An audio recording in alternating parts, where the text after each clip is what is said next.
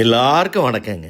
ஒரு நாள் காலையில் 7:30 இருக்கும். அப்போ தான் சாமி கும்பிட்டுட்டு வெளியில் வந்து இந்த ஹோட்டல் அப்படி நிமிர்ந்து பார்த்தேன். உள்ளே போகலாமா அப்படின்னு யோசிச்சுட்டு கதவை திறந்தா எல்லா டேபிள் சேருமே அவ்வளோ அழகாக இருந்துச்சு. ஒரு அம்மா கூட்டிகிட்டு இருந்தாங்க. அவங்க இந்த பக்கம் கை கழுவுற இடம் அப்படின்னு அவங்க சொன்னது அந்த ஆக்ஷன் புரிஞ்சிச்சு. கை கழுவுற இடமே ரொம்ப சுத்தமாக இருந்துச்சு. வந்து உட்கார ஒரு சின்ன பையன், எப்படி பார்த்தாலும் அவனுக்கு ஒரு 18 வயசு இருக்கும். ஒரு நல்ல கொழுந்து வாழை இலையை அவன் போட, என்ன சார் சாப்பிட்றீங்க அப்படின்னு அவன் கேட்க, பொங்கல் இருக்கா அப்படின்னு, இருக்குது சார் அப்படின்னு சொல்லிட்டு அவன் போயிட்டான். அப்படியே ஜில்லுன்னு அடிக்குது.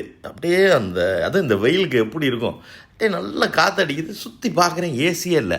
அப்புறம் நிமிந்து தலைக்கு மேலே பார்த்தா தான் டக்ட் ஏசிங்க. அதெல்லாம் 2 லட்ச ரூபா இருக்கும். இந்த ஊரில் நான் அதை எதிர்பார்க்கல. அதுக்குள்ளே பொங்கல் வந்துருச்சு. அப்படியே சுட பொங்கல் அப்படியே ஆவி பறக்குது. தம்பி வடை அப்படின்னு. எப்பயும் இந்த மாதிரி ஹோட்டலில் எப்படியாவது வடையை விற்கணும்னு தான் பார்ப்பாங்க. ஆனால் இங்கே அது சொல்லலை. இந்த எடுத்துகிட்டு வரேன் சார்னு சூடாக எடுத்துக்கணும். ஒரு சின்ன வடை தான் அது. தேங்காய் சட்னியோடு சாப்பிட்டுக்கிட்டு இருக்கப்ப கேட்டார், அடுத்து என்ன சார் சொல்ல அப்படின்னு. அப்படி யோசித்தேன். நல்ல பசி வேறு, இது வேறு டேஸ்ட்டாக இருந்த உடனே ஒரு நெய் தோசை அப்படின்னு அதுக்குள்ளேயே சாப்பிட்டு முடிச்சிட்டேன். அப்படியே சுற்றி பார்க்குறேன். ஹோட்டல் ரொம்ப அழகாக இருந்துச்சு. அதுக்குள்ளே தோசை அப்படி சுருட்டி நல்லா முருகலாக அப்படி வந்து ஃபுல்லாக வைக்க 3 சட்னிங்க. தேங்காய் சட்னி, மல்லி சட்னி, தக்காளி சட்னி, அப்படியே 3 கலரில். அதுக்கப்புறம் சாம்பார். அப்படியே அந்த பையன் போட்டதே நல்லா இருந்துச்சு. அந்த தோசை மேலே அது அப்படி ஊற்ற நல்லா 2 கரண்டி தாராளமாக ஊற்றுனாப்புல. அப்படியே ஊறி அப்படி சாப்பிட்டப்ப அவ்வளோ சந்தோஷமாக இருந்துச்சு. காஃபி வேணுமா சார்னாப்புல. இல்லை தம்பி வேணாம் தம்பி, போதும், நல்ல நிறைவாக இருக்குது அப்படின்னு சொல்லிட்டு கை கழுவிட்டு வந்தேன். பில்லை நீட்டினாப்புல. பில்லை பார்த்தா எவ்வளோ இருக்கும் யோசிங்கண்ணா, வெறும் 65 ரூபா இருந்தோடனே நான் சொன்னேன், தம்பி பில்லு மாறிடுச்சு, நீங்கள் தப்பாக கொடுத்துட்டீங்க அப்படின்னு. சார் நான் பில்லு கரெக்டாக தான் கொடுத்துருக்கேன், நீங்கள் செக் பண்ணுங்கன்னு சொல்லிவிட்டு அந்த பையன் போயிட்டாரு. அதுக்கப்புறம் பார்க்குறேங்க ஒன்றா பொங்கல் 20 ரூபாயாம், நெய் தோசை 40 ரூபாயாம், வடை 5 ரூபாயாம். எப்படி இருக்குது உங்களால் யோசிக்க முடியுமா? உங்களுக்கு ஆசையாக இருக்குல்ல இது எங்கே இருக்குது அப்படின்னு சொல்லி தெரிஞ்சுக்கணும். இது எங்கே அப்படின்னு சொன்னால் கங்கை கொண்ட சோழபுரம். அன்னைக்கு அங்கே தான் போயிருந்தேன். அந்த கோயிலை பார்த்தாலே அவ்வளோ அற்புதமாக இருக்கு. ஓம் ருத்ரநேத்ராய வித்மஹே சக்தி ஹஸ்தாய தீமஹி தன்னோ அக்னி பிரச்சோதயாத்.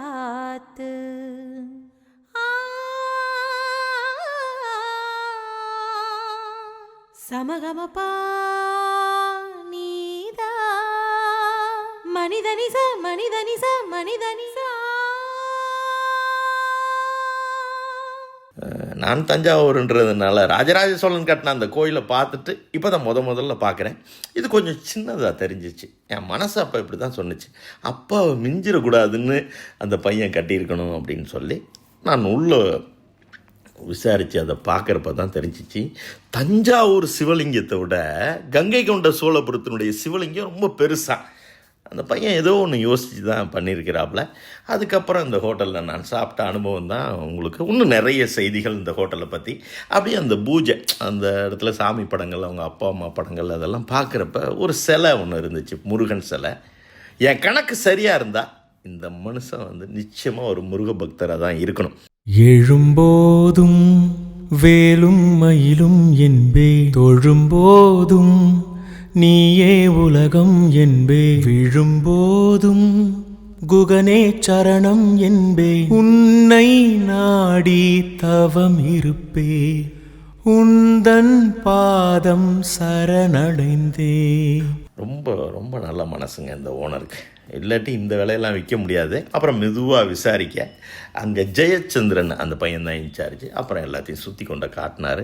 RO வாட்டர் தாங்க, தண்ணியெல்லாம் நல்ல பெரிய இதுதான் இருக்குது. இவங்களுக்கு கேஸ் பிரச்சனை தான் இருக்குது. நிறைய விறகெல்லாம் நான் அங்கே பார்க்க எல்லா இடங்களும் சுத்தமாக இருந்துச்சு. மாவு இல்லை சார், தோசை மாவு நம்மள்ட்ட தனி, இட்லி மாவு தனி அப்படின்னு சொல்லிட்டு.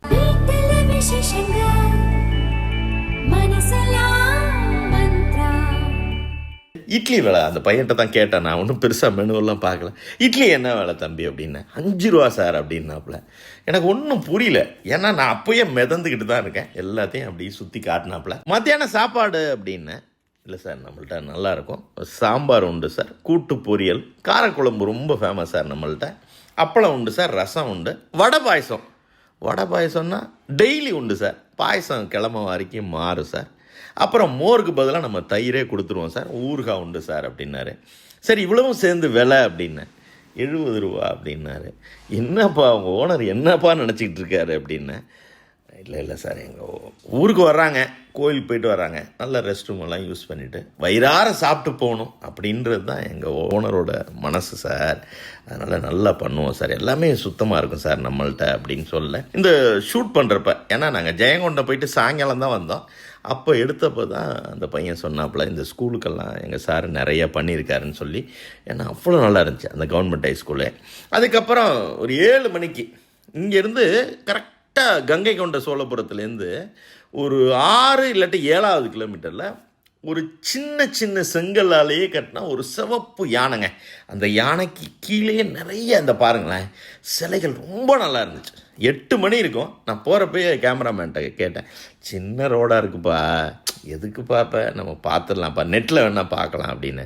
சார் ஒரே ஒரு நாள் வர்றதுக்கே இவ்வளோ யோசிக்கிறீங்களே சார், இந்த ஊர் மக்கள்லாம் இதில் தானே சார் போயிட்டுருக்காங்க, வாங்க சார் அப்படின்னு சொன்னப்போ அந்த சின்ன பையன்கிட்ட இருந்த அந்த மனசு கூட என்கிட்ட இல்லையேன்னு எனக்கு கொஞ்சம் குத்துனுச்சு. ரொம்ப நல்லா இருந்துச்சு அந்த சிலை. அப்போயே சின்ன சின்ன செங்கல் சுண்ணாம்பு சொதையிலே கட்டியிருக்காங்க. ரொம்ப நல்லா மெயின்டைன் பண்ணிகிட்ருக்காங்க. பக்கத்துலேயே ஒரு சின்ன கடை, நான் தண்ணி தான் வாங்கி குடித்தேன், ஒரு இட்லி கடையான். அந்த மனுஷன் ரொம்ப நல்ல மனசு, அவருக்கு தண்ணி கொடுத்து அந்த இடத்துல நான் உட்காந்து பார்த்தேன், ரொம்ப நல்லா இருந்துச்சு. அதுக்கப்புறம் ஹோட்டலுக்கு வந்து நாங்கள் தோசை சப்பாத்திக்கு ஒரு குருமா ஒன்று கொடுப்பாங்க, அப்படியே வெள்ளை குருமா, அவ்வளோ நல்லா இருந்துச்சு. பரோட்டா அங்கே கிடையாது. நம்ம கேமராமேன் ரொம்ப நேரம் அதான், சார் இங்கே பரோட்டா மட்டும் இருந்துச்சுன்னு அது குருமா வச்சு ஊற வச்சு அடித்தோம்னா சூப்பராக இருக்கும் சார் அப்படின்னு சொல்லிட்டு 2 நெய் தோசை சாப்பிட்டாப்புல. வர்றப்ப அடிக்கடி கையை மோந்து பார்த்துப்பாப்புல. என்னன்னு கேட்டேன், இல்லை சார் அந்த வாசனை நல்லா இருக்குது சார் அப்படின்னு சொல்லி. இந்த ஹோட்டல் ஓனர் வந்து ஏதோ வேறு தொழில் பண்ணுறாரு. நான் ரொம்ப டீப்பாக அதை விசாரிச்சுக்க கூட விரும்பலை. ஏன்னா அவர் இதை ஒன்றும் கொஞ்சம் இலை மறைவா காய் மறைவா இதை நல்லது பண்ணணும்னு நினைக்கிறாரு. அதை போய் நம்ம விளம்பரம் பண்ணணும் அப்படிங்கிறது என்னுடைய எண்ணம் இல்லை. ஆனால் அவருடைய மனசு எனக்கு புரிஞ்சிச்சு. கம்பி மேலே தான் நடந்திருக்காரு. மற்றவங்களுக்கும் பாதிச்சிடக்கூடாது, ஃப்ரீயாகவும் கொடுத்துடக்கூடாது. இந்த இடத்துல இந்த பாட்டு பொருத்தமாக இருக்கும்னு நினைக்கிறேன். ஆடும் நேரத்தில் ஆடி பாடுங்கள், ஆனாலும் உழைத்தே வாழுங்கள். ஆடும் நேரத்தில் ஆடி பாடுங்கள், ஆனாலும் உழைத்தே வாழுங்கள். ஆமாங்க, உழைக்கணுன்றது அவருடைய எண்ணமாக தான் இருந்திருக்கும். இந்த ஓனரோட மனசு இப்படி தான் அடிக்கடி பேசும் போல இருக்கு. இன்றைக்கி இருக்கிற விலைவாசியில் அன்றாட வாழ்க்கையை நடத்துறதுக்கு நம்மளை விட எவ்வளோ போராடுறாங்க இந்த மக்கள். அவங்களுக்கு ஏதாவது நம்ம செய்யணும்ல அப்படின்னு அவர் நினச்சி தான் இந்த ஹோட்டலை நடத்திக்கிட்டு இருக்கிறாரு.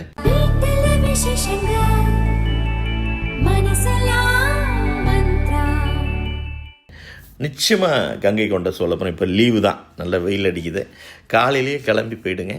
போனீங்கன்னா சாமியெல்லாம் பார்த்துட்டு அப்படி நல்லா ஒரு கிட்டத்தட்ட ஒரு டூரிஸ்ட் ஸ்பாட் அழகாக இருக்கும்.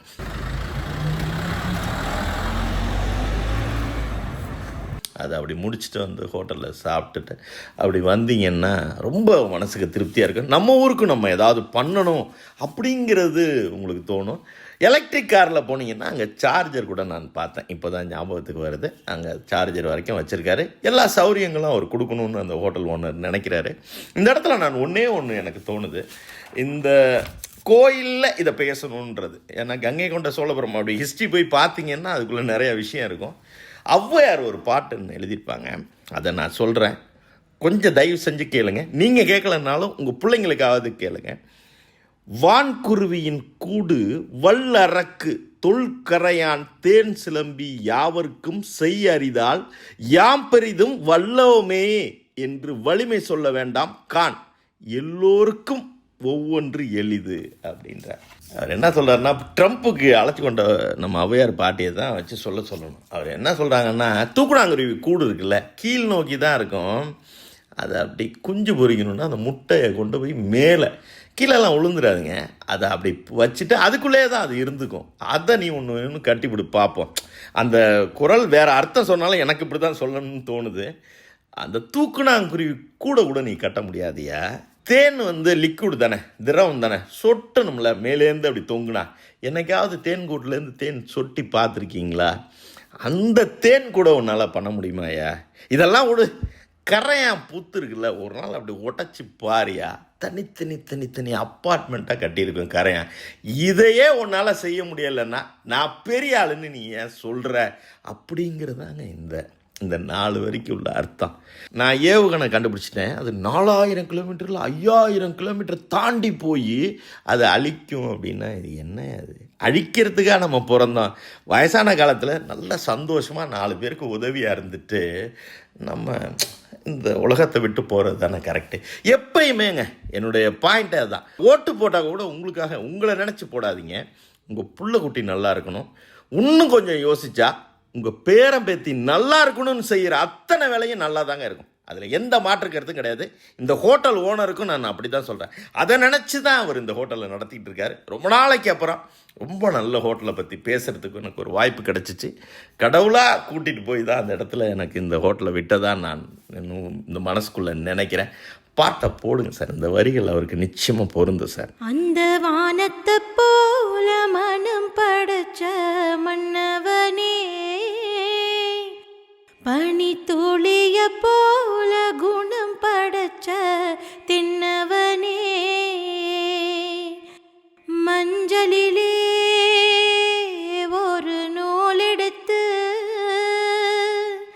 விண்ணுக்கும் மண்ணுக்கும் சம்பந்தம் உண்டுன்னு சொன்னது யாரு? அது மன்னவன் பேரு. நன்றிங்க. வீட்டில விசேஷங்க